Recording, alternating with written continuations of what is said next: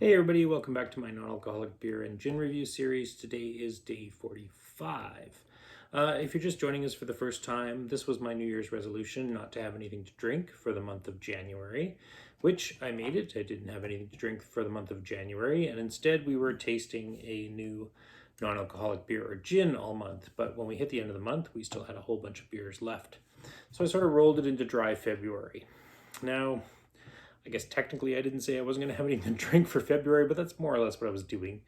But today being Valentine's Day, I did have a nice glass of Prosecco with my wife. So I guess you could say the run sort of broke, but we're going to finish up the beers that we have to taste anyways. Non-alcoholic drinks can be something used to completely replace alcohol in your life if that's what you need for whatever particular reason, or they can also just be something that you use to mix in with things to reduce your overall alcohol consumption. Whatever works for you. It's not about judging, it's just about enjoying a good beverage. And that's the thing. There are so many good options out there these days that you don't have to miss out on good flavor if you're trying to cut a little bit of alcohol out of your life. So today we are doing the Phillips IOTA Pilsner. So Phillips is a regular microbrewery out of, well, not regular, but they're a microbrewery out of Victoria, BC, meaning they make regular beers. But they also have their IOTA line, which is their non-alcoholic beers. Now we tried their pale ale, and I was really impressed with it. I can't remember what I rated their hazy IPA. These come as a mix pack. So Pilsner, IPA, or sorry, hazy IPA and pale ale. I'm not a fan of Pilsners, generally speaking, so yeah, we'll see what we think of this. But anyways, what do we got? We got 70 calories for the can, and ingredients, we have water, barley, oats, hops, yeast, and sodium benzoate.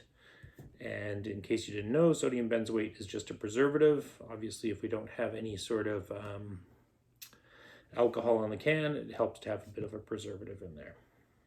So let's give that one a shot and see how it pours.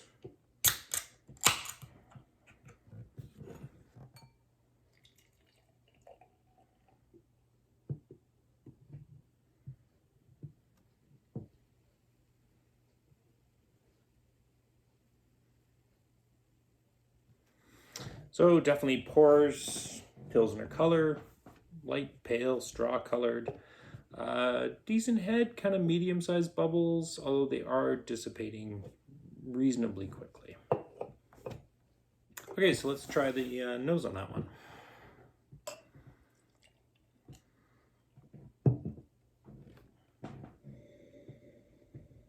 Oh, what is that, bread? Something sweet, too. What is that? Mostly the smell of fresh bread, but there is something else in there. Smells like a Pilsner to me. Definitely has a beer sort of smell to it. The malt, you're getting a little bit of malts. We'll check the can here. Yeah, definitely that cereal grain malt.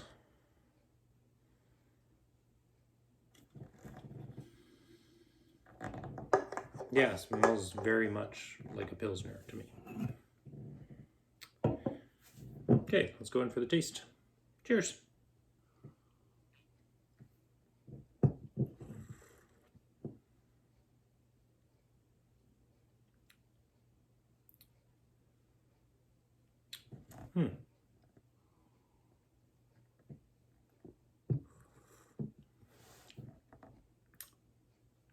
So I would say it has Pilsner-like qualities.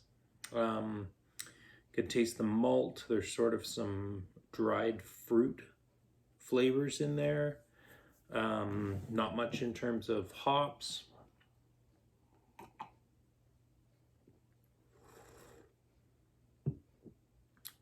But there's also this sweet taste, like way more.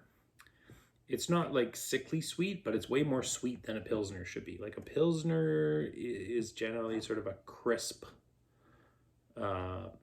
beer, in my opinion. And this has a sweetness to it, but it's not malty sweetness. It's something else.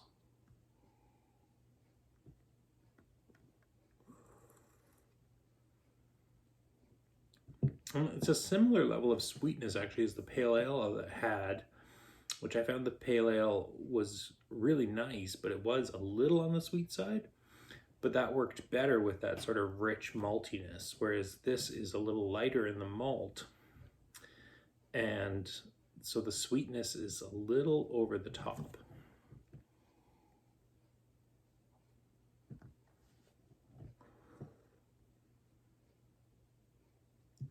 Reasonable mouthfeel, a little high on the carbonation, a little high on the sweetness. Not a lot else going on. It doesn't really have a super pilsnery appeal to it. Yeah, it's okay. It's not great. Doesn't scream pilsner to me. I would give that. I'm going to give that an 8.4. Anyways, that's it for today, day 45, and we will see you tomorrow for day 46.